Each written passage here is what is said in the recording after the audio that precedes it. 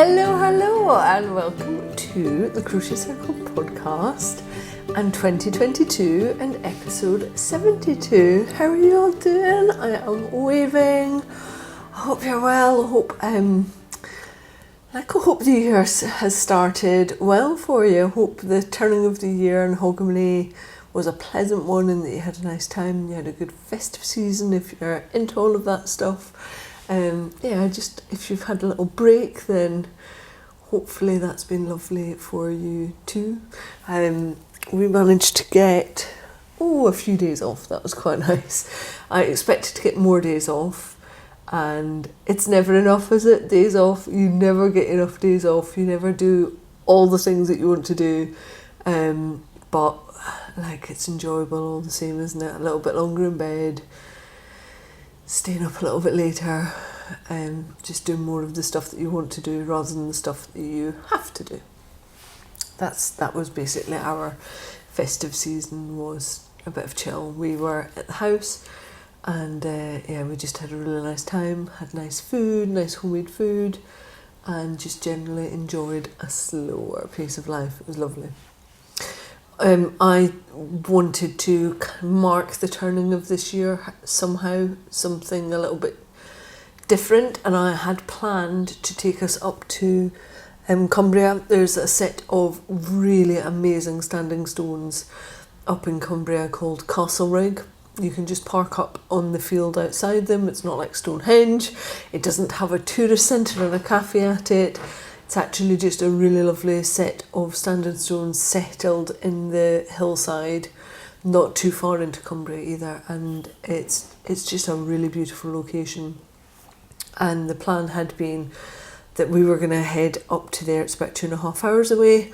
My dad was going to come down because it's about 2.5 hours from him, and we were just going to meet for the sunrise. But it was chucking it down in Cumbria, absolutely, 70% chance of rain, so we did not do that. And instead I found another little set of mini standing stones over in Derbyshire, which is only about an hour away for us. And so Matthew and our friend Beck got up. The alarm went off at 6 o'clock on New Year's Day, so I had a very tame Hogmanay, but the alarm went off at 6. And when I checked the weather app, there was an hour of pure sunshine up in Derbyshire when the sunrise was. I was like, okay, this is fortuitous, this is meant to be. And so we hightailed it off, up over the hills, over towards Matlock, towards Bakewell, and we went and saw the sunrise on a new day on a little rocky outcrop that we'd found. And these standing stones, and it was glorious to see the sunrise in a place that is has been really special for human beings for so long. I really love standing stones. I'm very drawn to them, and they're called the Nine Sisters Close standing stones over in Derbyshire by Matlock, and it was lovely, and we had fun. And on the way back we found an amazing farm shop that was open over the cafe, so full English breakfast for your New Year's breakfast when you'd been up for hours already. But it was really lovely, and we'll do it again. It means that Matthew and I have also found a nice new walk. So that is how we saw in the turning of the year and the beginning of the new year, and it felt really special. It's one of those things that will stay with me throughout the year, which was what I wanted, something that really marked the occasion rather than just going to bed and waking up and it's a new day. I wanted to feel more than that. I wanted the warmth of the sun on my face, and I wanted to see the new day and the new year coming in, because let's face it, the last two have not been the greatest. So I was saying in a Zoom thing with patrons, I was like, I feel like there's a stone wall in front of me, and over the wall is 2022, and I just don't know which way it's going to go. It's either going to be amazing or it's going to be trash. I just don't know which way it's going to go, and I'm like, okay, I can make it more amazing if that's what I really want, but globally, if there's trash, there's trash. There's only so much you can do about that. So I'm just so hopeful that 2022 is better for people. Like that's what I want. I want to kick over and see sunshine. I don't want rain clouds. I want sunshine for 2022, please. That would be amazing. I'd love to know what you do to see in the new year. Do you have anything special that you do that is like something that you've done for ages, or something that your parents taught you that you now do and it's been handed down through the lines, or do you do the kind of thing that we've just done and go and find somewhere special? I'd love to hear what other things you do to celebrate these kinds of things. Shall we get podcasting? Let's get crafty. I have an old dog new tricks for you today. I think I've spoken about this app before, but not in any great length because I really hadn't got to grips with it, and I did. It was one of the things that I wanted to try and sort out while I had a bit of time out this year, at the end of the year. So I am using an iPad mini for this, and the app is called Knit Companion, and it basically allows you to download your patterns as a PDF into this app. And then I'm not going to give anything away because you won't see it, but it gives you, basically it's like having a paper copy in front of you, but you can mark up which row you're on, which stitch you're on. So it has a horizontal band which is yellow, which you can widen the thickness on, and so that shows you which row you're in. It's like using your phone or using a tablet, so you can move up and down the PDF, you can move the marker up and down, and you can move, there's a blue vertical marker which you can also move along, which would be really handy if you're on a chart, crochet or knitting chart. Although it's called Knit Pro, it works just as well for crochet stuff. I also suspect it would work for a sewing pattern PDF as well, for just keeping track of where you are. So if you were on a chart, you could line up an axis of the vertical and the horizontal bar and show exactly where you are in that chart. It's really quite handy. There is a free version which is fairly basic but still allows you something to document where you are within your PDF.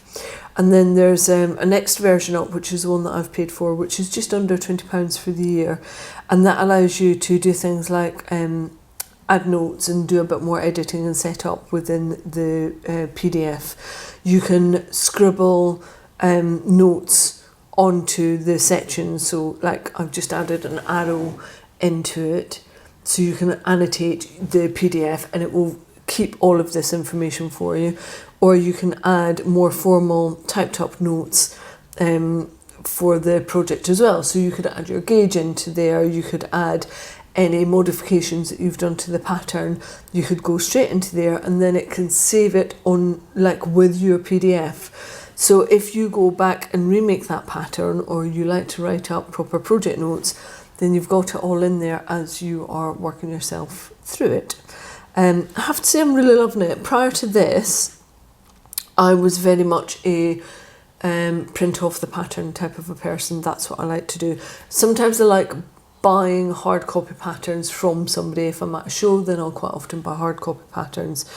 But when I'm at home, I have been up until now printing off hard copy patterns, and I can see how this would completely change the way that I would do that. It already is. I've got 2 patterns on here that I'm working from. One I'll be able to show you in en route, and one is a knitted jumper that I'm about to start working on. And it's just so easy. It's easy to flick through the different pages of the PDF. It's just a really simple way of working through your pattern and having your notes. I mean, obviously you're then using an electronic device, which might not be for everybody, but the upside is you're not printing off a pattern. And I know lots of people don't have printers or don't have printers that work properly, and ink can be really expensive, and so this might just be a really good option for you for getting your patterns out. So the way that I did it with both of these, I also have Dropbox. That's where I have all of my computer files backed up, and so I downloaded the patterns I bought, put them into Dropbox, and then I can pick them up from Dropbox within Knit Companion. So it's all really easy set up, and I can do row counters and size counters in there. It's really handy, and round counters as well. So if you're looking for a new way of working from patterns, I really like Knit Companion, and I think it's probably well worth having the upgrade to the £20. I'll let you know if I ever upgrade further to the next level. I don't see why I would need to, based on the usability that I've got right now. But if you are fed up of printing off patterns, this is a really good option for you. Bear in mind that if you print off a single side of black and white A4, not including the cost of paper, it costs you about 10p per sheet. So the £20 that you'd spend on this is actually very quickly saved when you look at the cost of printing. Yeah, and then you've got your notes there and you can't lose them. The other issue that I have is that our lovely cat Pom Pom, he loves eating a pattern. So if I leave one out, I will come back and it has like little nibble marks at the corner, and he claws at them, and he's not going to do that to an iPad, is he?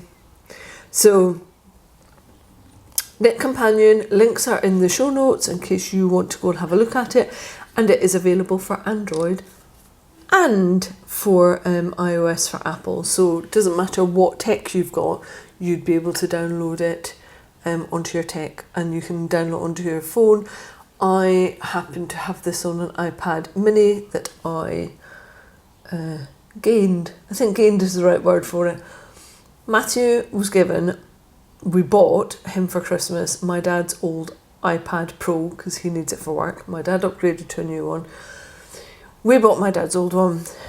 I get Matthew's old iPad mini, which we got from our friend Beck, second hand, and yeah, so now it's mine. Does anybody else have this kind of tech waterfall and is pretty much at the bottom of the tech waterfall pile? Like, some people get the brand new stuff and some people get the second hand stuff.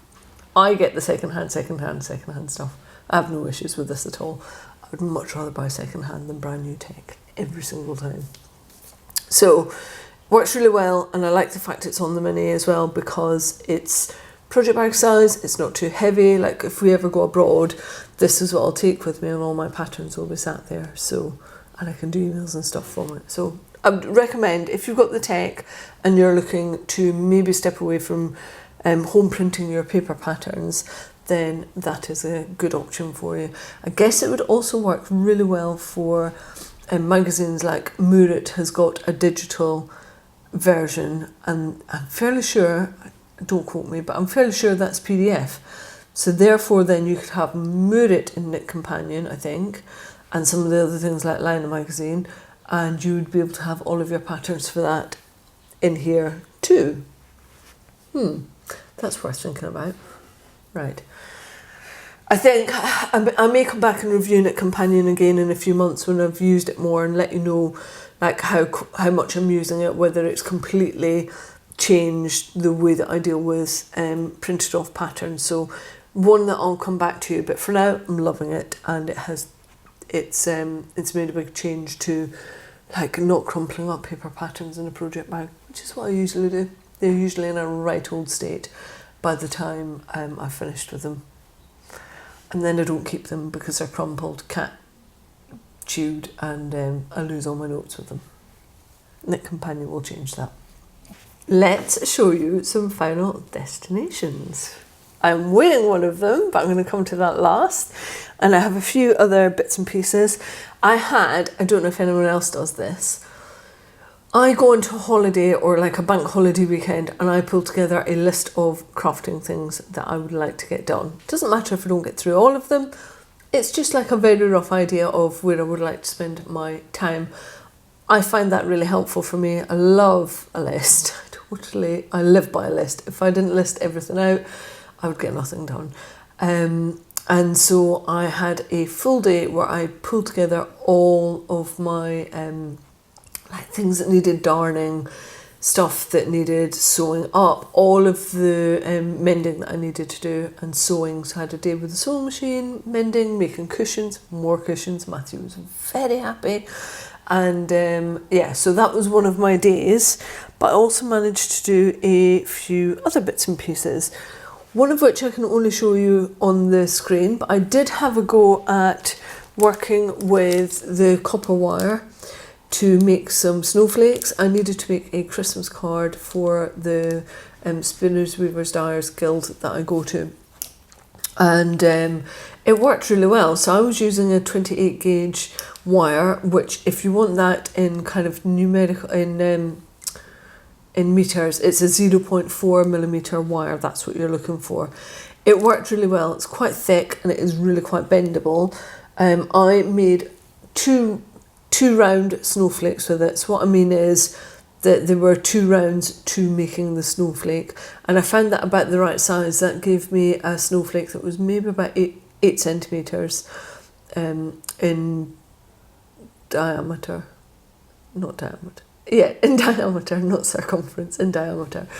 And what I found after a bit of playing was actually the smaller the crochet hook that I used, the better it was, because the copper wire is quite malleable, and a smaller hook actually made the movement of it a bit easier. It took a little bit of getting used to, because you're really having to manipulate something. It's not like a strand of yarn which wants to go where you put it by and large. So you have to be a little bit more intentional with where you're putting your hook, and how you're bending the yarn, and how much the metal, and how much you're pulling the metal wire up by. But it's really easy and you get to grips with it very quickly. And you don't need loads. That's the other thing that I discovered. I thought I'd need loads and loads of this wire, went and got extra, and actually a little 2 round snowflake only used about 2.5 meters. So you can buy a small amount of this and make a big difference with it. And I just added a little metal grommet, punched 3 of them into a lovely kind of midnight blue sparkly card, and then I popped the crochet snowflakes through that and twisted them around the back so that they would stay on, but also it meant that the recipient of the card could take them off and use them as a decoration on their tree or in their window or however they wanted it. And the effect was really quite nice. It was very plain, but that was what I wanted. I didn't want the card to be over the top. And I loved the effect of the copper with the blue, obviously. I mean, my house is pretty much copper and blue. But yeah, I would give that a go with a few other bits in the future. I enjoyed doing it. It didn't take too long. I did it with a glass of wine and it still came out okay. So it couldn't have been that bad. So what I did was a 0.4 millimeter wire, 2 round snowflake, and I used a 2 millimeter hook. That's what I got the best results with. I'd love to be able to share a link with you with the snowflake pattern that I used. However, I had computer issues towards the end of the year and had to go into a full system reboot, and I have lost all of my bookmarks, which is really frustrating because I had about 5 years worth of bookmarks in there that I've just lost. Stupidly, it was my fault. So I can't share the link with you, sorry, but there are hundreds of snowflake patterns on the internet available to you. Just find one that you like and give it a go. Definitely a nice quick crafting idea for next Christmas. It could be Valentine's. You could make love hearts with it, because once you've made the shape you can actually manipulate it quite a lot with your hand, so you can get a nice point onto the end of the stars, or you could round it off quite easily if you're making a love heart, and it's something a little bit different and very durable as well. So that was make number 1. Make number 2 is kind of in 2 camps. It's one in a finished object camp, and it's also in the whip camp, because I have got 2 of them to make, and I have made 1 so far.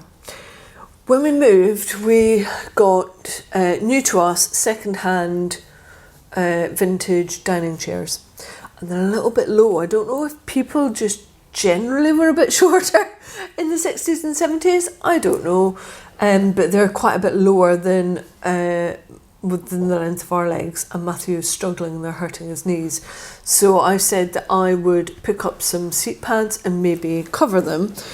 And originally I was looking at getting some foam, and I was going to cover the foam with crochet and sew on the tabs, and I just know that would have been a palaver. And then I was in IKEA just before Christmas, and I found really well shaped cushion pads for our dining seats, which also means that they came ready made with the Velcro, ready covered, which means that the white of the foam wouldn't have shown through. And all I needed to do was place them on the chair, and then I hacked at them with a pair of scissors to get the right shape for our chair. And I just probably took about maybe 10 centimetres off the front. And then I was able to crochet over the top of them, and I didn't need to crochet on the bottom, that just would have been a waste of wool, but I managed to just decrease once I'd come around. So basically I started up where your knees would be on the seat pad, did it in rows, decreased because the form comes in, and came all the way around the back where the loops are, where it will go onto the spindles of the chair, and then brought it into the round rather than in rows, and started my decreases, which means that the crocheted top can be taken off, it can be shoved through the washing machine, and it just sits nicely over the top of the seat pad. And for those of you who are watching on video, you can see that I really just hacked at the seat pad, but it doesn't matter, I didn't need to glue it down or sew it, because the crochet topper just fits really neatly over the top of it. And it does exactly what we needed it to do. Matthew is very happy with my crocheted efforts on this front. He's sat in it, it's nice and comfortable, keeps his bum warm because I used 100% wool for it, and the wool is pretty much the same colour as our kitchen cabinets, so like winner. And it was deep stash as well. I've had this wool for ages. It was an Ericanite one for John Lewis partnership. There's no point me even giving you a link to it because it's long gone, you can't get it anymore. Don't even know, didn't have a ball band for it, nothing, but I knew where I'd got it from. So yeah, deep stash. So the reason that I haven't managed to finish this is because I ran out of wool. I cannot believe it though, my friend Beck has got 2 balls of this that she doesn't need. She's going to give to me, and she has the exact same wool and the exact same colour, and we didn't even buy it at the same time, and that's enough for me to be able to finish off the second seat pad. I only need 2 because we've only got 2 dining chairs and then this love seat. So I'm really pleased with how it came out. It's a chunky wool, and I was using an 8mm hook, and I literally was just making it up as I went along, so testing it on the seat pad, seeing what the formula was for doing the decreasing, trying a bit in the round, and then just really making it up as I went along, because there is no formula for covering a seat pad. You just have to go with what you've got and what's going to work for it. But I'm really chuffed with the result. It looks good in our kitchen. It's another slice of handmade in our house, which is what I want. I want to keep on making handmade bits and pieces. When we need something, I want to see if I can make it rather than going straight out to the shops. And yes, I totally could have gone and bought the foam, fashioned the loops at the back to put it on the spindles, but why would you when IKEA sells them for £4 and they do the exact job that I need them to do? So that just like shortcutted it and meant that I got the pad done more quickly than I would have done. Very chuffed with the results, and I just used, stitch-wise, I used a herringbone half treble. I looked at doing a double crochet, but I knew I had limited yarn, and double crochet uses, this is UK terminology, uses a fair bit more yarn than half treble does, again UK terminology. The problem with half trebles and trebles is they're very straight stitches and they can be quite holy in between, so that's why I used the herringbone. You've got an extra work that you do in the stitch of a herringbone which fills in that gap, so it gives you a lovely texture, you get a nice looking fabric out of it, you use less yarn, but you don't have that holy laciness that you get with half treble or treble. So it's a really good stitch for making your yarn go further but still getting a nice enclosed fabric. So that is why I used herringbone half treble, because it was fit for purpose.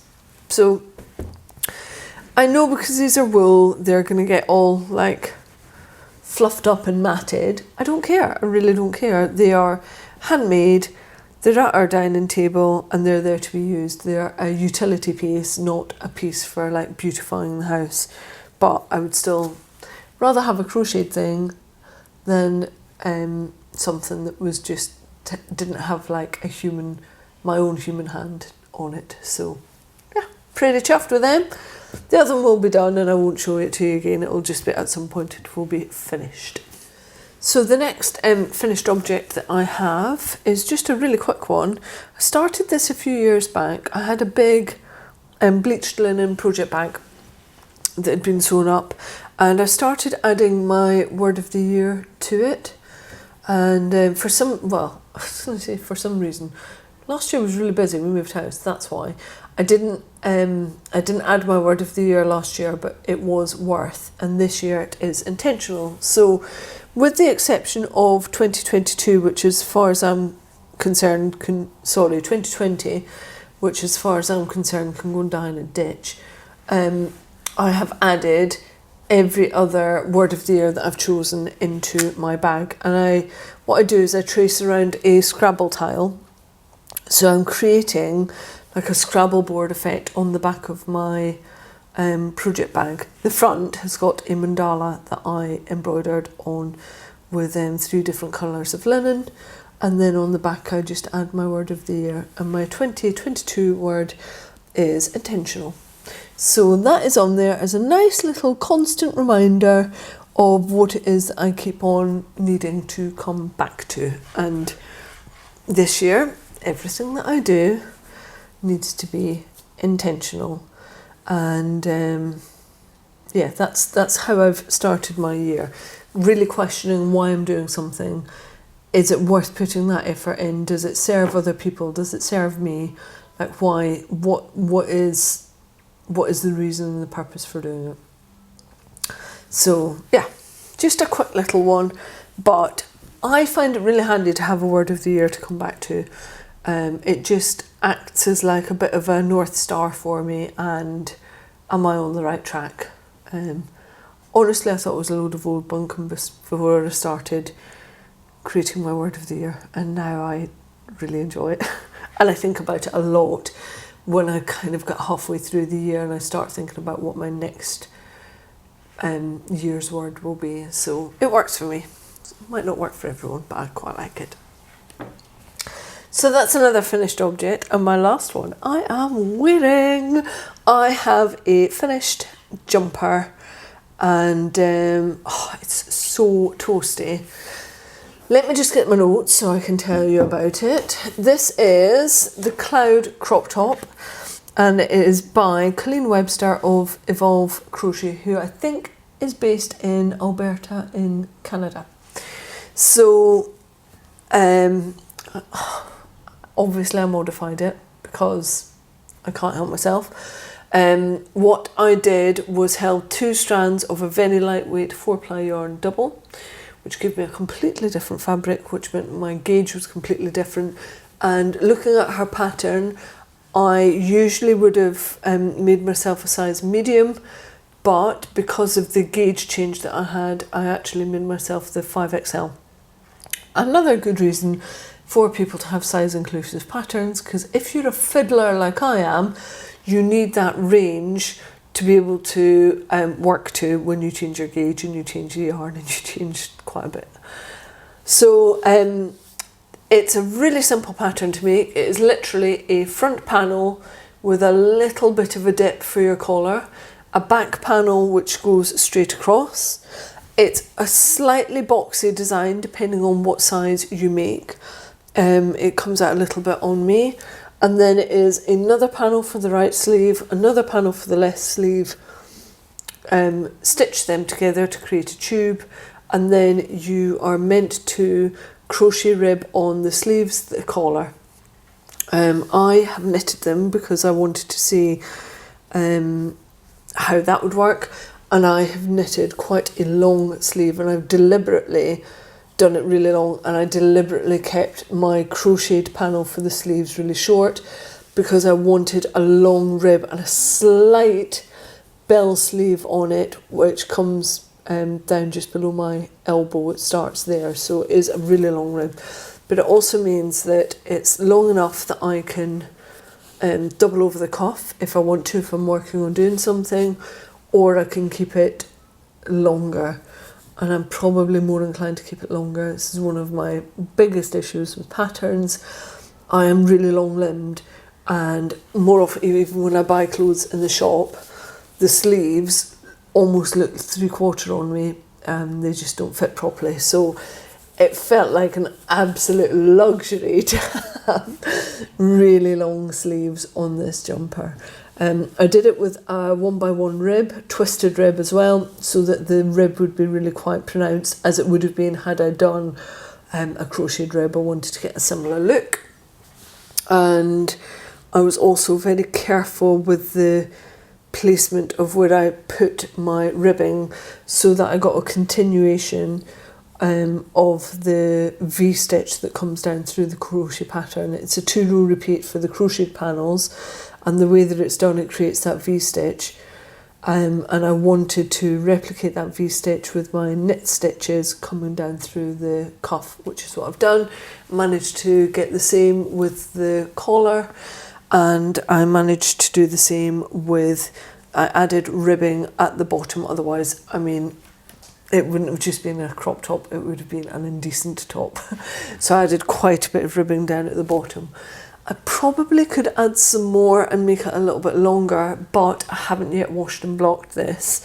And when I do, I'm going to block length into it, which will make it a slightly less boxy shape. And that length is what I want. It will still be a cropped jumper when I block that length into it. Really happy with the arms. The blocking will do a little bit to make the collar sit a bit neater. I've done it just long enough that if I want to, once I've blocked it, I could actually double it over and have a neater edge on the collar. I don't know, I'm going to try it on after blocking and see if that's what I want. But overall, I am pretty flaming happy with how this turned out. I have got maybe 3 meters of wool left over from this. I pushed it right to the end to be able to make this. Could have made it a little bit longer, but that would have meant buying a second cone of wool, and I didn't want to do that, because actually what I wanted was a British wool jumper that cost me £16, which is what this did. And I am flaming chuffed with it. Today I'm wearing it over a kind of floaty black dress, but I had it on the other day with jeans, and it just works really nicely. That was one of the reasons I kept it quite cropped, is because it meant that I could wear it over more of my wardrobe. I've got quite a few dresses I would wear this with, and yeah, it does just that. And it goes with black because it's this cinnamon brown colour, and it goes with navy, my favourite. Like, all my blues are my favourites. So it's just going to be a really good wardrobe staple because it just works. And the richness of the brown, it is like a cinnamony chestnutty brown, is good up against my very pale skin. Like, I can get away with this colour. It's autumnal and I really quite like it on me. So once I finish recording, I'm hoping, 'cause we've got amazing sunshine, I'm going to go down to one of our fields along the road and try and take some videos of me. I promised last year that I would take more videos and photos of me wearing the stuff that I make, and it's time to own that, regardless of like my size, how I feel about my body negativity. So what, I need to get out there and own it and show you how it actually looks on me. So now I've said it to you, I have to go and do it, don't I? I have to actually go out and video myself, not hiding behind a table. So, love this. I could see me making more of this jumper. It's the cloud crop top. The only thing I would say is it's not about the pattern, it was about my life choices with it. Because I was doing 1x1 twisted rib and I had a lot of ribbing to do, I pretty much gave myself RSI with it. That, and I was really pushing myself to get it done in 2021, and I finished it at 10 minutes to midnight on the 31st of December, and I was hammering it. I was like, I am finishing you this year. I am not carrying you into 2022. You need to be my first finished object of 2022, which is, my first FO, the first thing I'm carrying into 2022. So this is it. I really love it. It's warm as well, so very toasty. So yeah, that's it for FOs. I did quite well this month. I've kind of bashed through the crafting even with RSI. So if we move on to en route, I have one thing, obviously, apart from the other cushion pad that I need to finish. But I have started a pair of crocheted socks. I have been meaning to make Deanne from Adidas Designs Segway socks for ages, and I just haven't got round to it. And one of the reasons I want to make them is because I got some new to me wellies. I bought them off Facebook Marketplace and they're just a little bit big. But they're nice wellies, and so I need some lovely thick welly boot socks for them. And if you really, really want to keep your feet warm, then I would say the best yarn to use is something with a high wool content and ideally not superwash. Like, I have many pairs of crocheted and knitted socks in my cupboard, and I can say without a shadow of a doubt the ones that are warmest are the ones that are not superwash, and the ones that also are not merino. Merino isn't that warm. So lots of the sock yarns that you'll find are 80% merino, 20% nylon. They're just not that warm. If you want warm, you want to go with a higher wool content and something that is a more rustic wool. So this one is Highland wool, I think it is. It came from my friend Stasia, and it is a Russian wool, and the company that it is made by is called Troitsk yarn. I've put details for this brand in the show notes. It's called Scottish Tweed, and it is virgin wool, and it's 360 metres per 100 grams. That's the other thing that will lead to warmer toes. If you go for something that's slightly lower meterage, so a lot of sock yarn tends to be kind of 400 metres per 100 grams up to about 425, 450. And if you want warmer feet, go down, go towards a sport weight. This 360 is kind of in between, 360 metres per 100 grams, but it's going to create really lovely warm fabric for you. The colourway for this, I don't know what it is. It's basically a number, but it is very tweedy looking, so it is kind of brown and grey, which almost gives off like a slate bluey grey effect on it. I really like it. And the Segway socks that Deanne has designed have got quite a good amount of stretch in them because they use front post, back post. And I know that these are going to be so toasty warm in my welly boots. I'm looking forward to getting them on. I'm not that far from the point where I need to change the pattern to be able to turn for the heel. And I only started these the other night, so they are quick progress. I should imagine I'll have these done fairly shortly. Now, you're never going to get as much stretch in a crocheted sock as you're going to get in a knitted sock. It's a different thing. But I can guarantee you that the warmest socks I own are crocheted socks. Because you get a denser fabric, there's more warmth there, and they are just like, they're warmer to wear. So hence why I want crocheted socks for my welly boots. It is a thicker fabric, and if you have got princess soles like I have, I feel a lot through my feet, and I can't walk on gravel. I hate walking outside without shoes on. I feel everything through my feet. So I want to test this out and see how this sole is on my feet. I can wear knitted socks all day long. I generally can't do the same for crocheted socks, which is why if it's in my welly boots, it will be slightly different.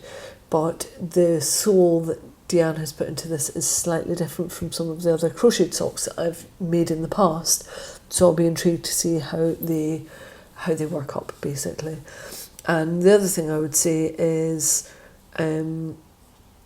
fitting a crocheted sock is a little bit more involved. So there might be a bit more ripping back and starting again with this when I get to the heel, but I'm willing to do that to get a really nice warm pair of socks I can wear in my welly boots.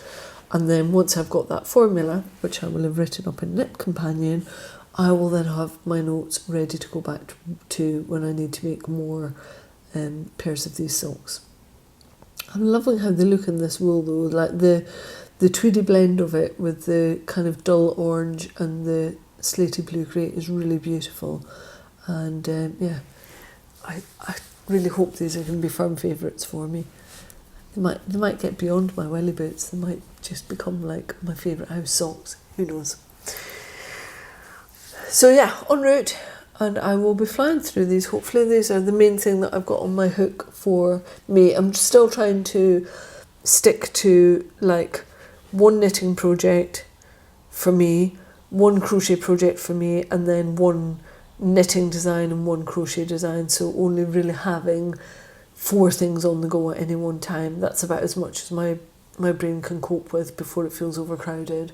So yeah, that's where I'm at. Unless it's like, sometimes you need a bit of a palette cleanser. So if I'm doing something big like a jumper, I might be more inclined to have another thing on the go. But what I do find with that is it feels like you're never really getting that much progress on anything because you're spreading yourself so thinly.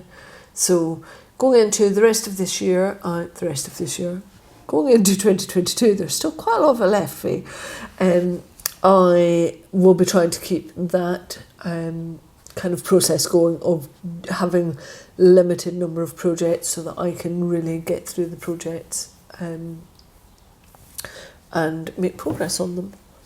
So, Segway socks, I'll have more on these next month, but for now, me and my sock puppet will move on. I just stopped for lunch. Matthew came down and, I thought I would let him have some lunch. And I have made a couple of days ago a Thai chicken laksa soup, and it's one of those that is quite spicy, but if on your first spoonful you inhale it too quickly, just all the spice flies up your nose, and that is what I did. So my nose is just like, ooh, tingling. And my tummy is very warm because of all the spice. It's a lush, lovely soup. And so now I'm full and replenished and ready to go again. So let me tell you about my feeding the habit for December. It's a very Norwegian pile of wool that I have in yarn, which was unintentional. It's just how it worked out. All the stuff was from Norway. Starting with 2 lovely skeins of an Aran weight wool that I was given by my lovely friend Charlie. She went over to Norway to visit some relatives in, I think it was back end of November, and she brought me back some Norwegian wool, and it's amazing. It's quite a loose ply on it, but it's really plump, and it's 100% Norwegian wool.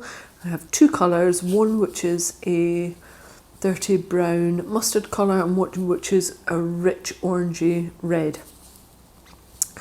The Earth Girl in me is loving these 2 colours. Charlie knew to pick well, and she definitely did. They are by a company called Hillesvag Ulvara Fabric. Ul is basically wool in Norwegian. They are 100% Norwegian wool, 200 metres per 100 grams. They smell shippy, and so I don't know what these are going to be, but they're going to be something lovely. It's really lovely and soft and warm wool. So I need to find, I think maybe colour work, because the two colours go so well together. I think they need to be pulled together in a project of some sort. So I don't know what yet, but something will formulate. maybe another big cowl. I don't know, something lovely. So yes, they came into the house. Very, very happy to receive that. And then lovely Gilly from Fjord Fibres, who's based in Bergen in Norway, has been dyeing yarn for a few years now. I first came across Gilly back in the day when she had an Etsy shop, and now she's got her own shop, and her hand dyeing is just beautiful. And years back, I knitted a pair of socks using her yarn, her sock yarn. And these are the warmest knitted socks I've ever had. And you can tell I've loved them because they are literally, they are threadbare, and I can poke my fingers through them. And I have darned these so many times now to try and give them a new lease of life, and they are finally at the point where they're just like, no, I can be darned no further. So when I was looking at them, I was thinking, well, the top part of the sock, the cuff, is still in really good nick because that doesn't get the same amount of wear and tear to it. It's not like the heels or the sole. I mean, literally, you could see air through that. It's like lace work now. And the toes, I'm really hard on my heels, a little bit on my toes, but mainly it's the balls of my feet. That's where my socks will go. And so what I'm thinking is I could actually just pretty much pick up the stitches all the way around just above the heel, because I do a cuff down sock, so my work is going from the cuff all the way down to the toe. If I chop that bit off, pick up the stitches, I got another skein of the same yarn, because Gilly is still dyeing it. It's called Moroccan Tagine, and I can just knit myself a whole new heel down to the toe, still making good use of the top of my sock and giving myself a fresh pair of socks. And also then I will have extra for darning. I've literally gone through all of the extra of this wool that I had for darning. So I used the full skein, and now it's time to do something else. But I love these socks. They're the ones that I reach for a lot, and so I don't want to just bin off this top portion on the socks. So that probably represents about 30 grams worth, maybe a little bit less, but it's worth saving if I can. And then I can just reknit using my fresh skein of Moroccan Tagine. So all of the wool that I got from Gilly is Norwegian wool. It's from her Trollfjord sock yarn base, and it is 80% wool and 20% polyester, and it's non-superwash. So if you're looking at it, you can see how fibrous it is and how much warmth that is going to bring to my feet, because it's not been covered in a superwash. So I'm getting wool directly onto my feet, and this is what makes it so warm. And the colours of this really are Moroccan. So there's like a brightish blue, a marled brown white in there, there's a peachy pink, there's an orange, there's like a brighter kind of pink in there, and a subdued pink. It's a real mishmash, but when you get it together, the Moroccan Tagine almost comes out like a subdued sunset. Now obviously the socks that I'm holding up have been worn for years, and I do mean years, so maybe the colours have darkened off a little bit, but we'll find out when I reknit them with the new skein versus the old skein. But I'm gonna try and make use of what I've still got in these socks and make my lovely skein of Moroccan Tagine go even further. But if you're also hard on your socks, whether you're crocheting them or knitting them, then you might be better off going for patterns that are cuffed down, because then you can do what I'm going to do, chop off and pick up your stitches from where you were and go again. So you're not always recrocheting or reknitting a new pair of socks. You can make use of the bit that gets a lot less wear in it. So yeah. Unless, of course, you felted them and put them in the washing machine and shrunk them, in which case nothing is going to bring them back to life. Absolutely nothing. So I will report back on that and let you know how it goes. But I can see there's so many darn bits on this sock, and yeah, just finger holes, and yeah, they are pretty much threadbare. If I really wanted to, yeah, I can just, I was not giving you the finger, it just happened to be that it was my middle finger that came through. It's poking through the sole of the sock. So yeah, something needs to be done with these lovely socks. They need another lease of life before I'm willing to give up on them. So that was the Moroccan tagine, and then Matthew also has a pair of socks in Fjord Fibres, and they are his warmest socks as well. He often wears them when he's off hill and mountain walking, and he's in need of some more socks. So I also ordered 2 more skeins from Gilly. One is like a glacier blue, which is called Desert Oasis, and the other is a dark bluey grey, kind of almost a bit of green in there, a little bit of like a really dark jadey green, and that's called Night Storm. Gilly does, or she did this year, and I'm fairly sure she did it last year, she does like 25% off going through the kind of festive calendar, and she does it on specific types of yarn, and she was also doing free postage to the UK, so it just made my favourite sock wool really affordable. So these 2 skeins are enough for me to get 2 pairs of socks. So Matthew's will mainly be in the Night Storm, that's the darker colour, he wanted them, and mine will mainly be in the Desert Oasis, but I'll do contrast cuffs and heels on both of our pairs of socks, and then he'll end up probably stealing mine anyway and proclaiming that they were his.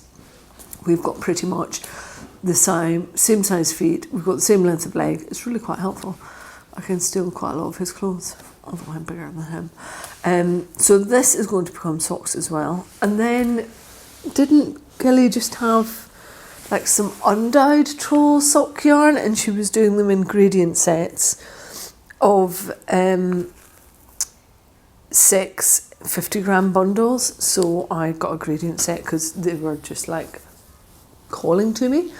So some of them are marled, and they go from quite a bright, clean, whitey cream colour, light marled grey, light marled brown, to a light grey, light mid-grey brown, and then a medium to dark grey. And they are calling out to be made into striped socks, like natural undyed striped socks.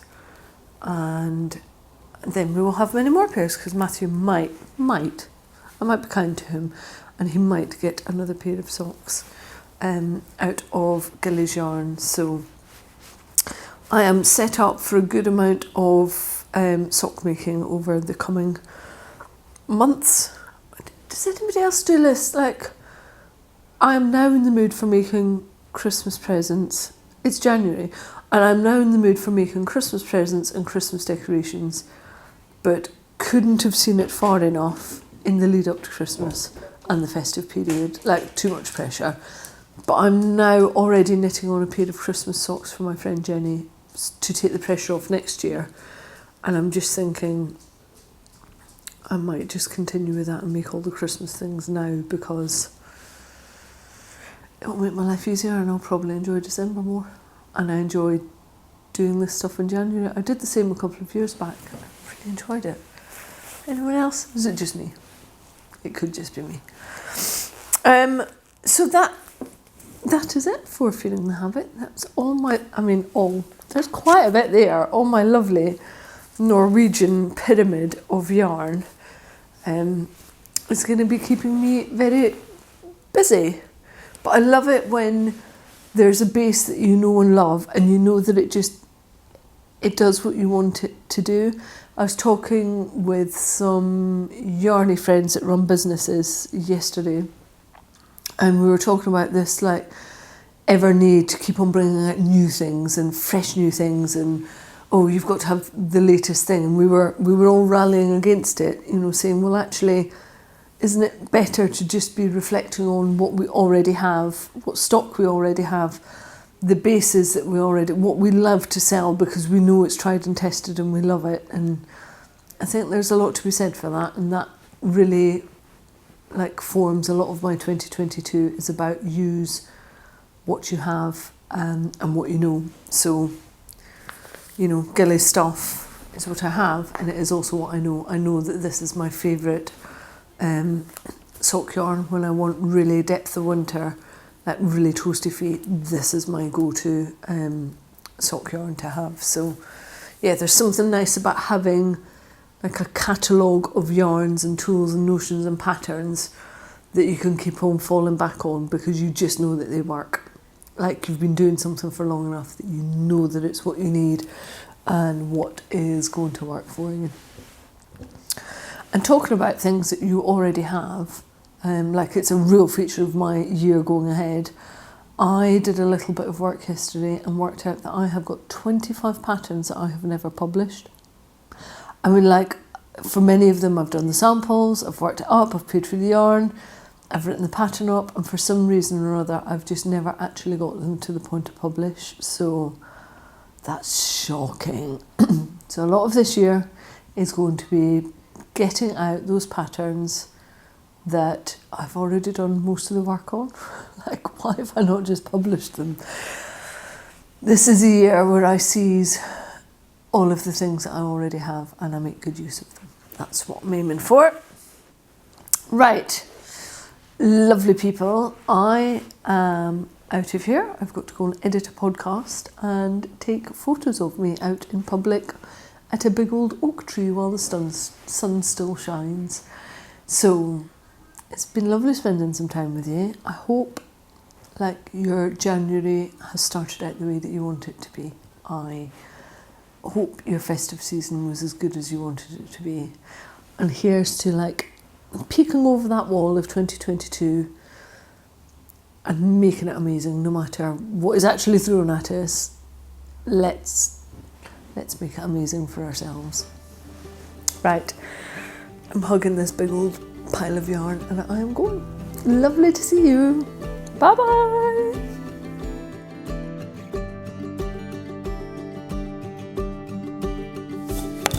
Do we have all this?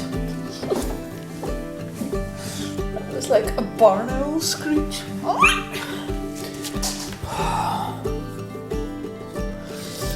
Itchy nose.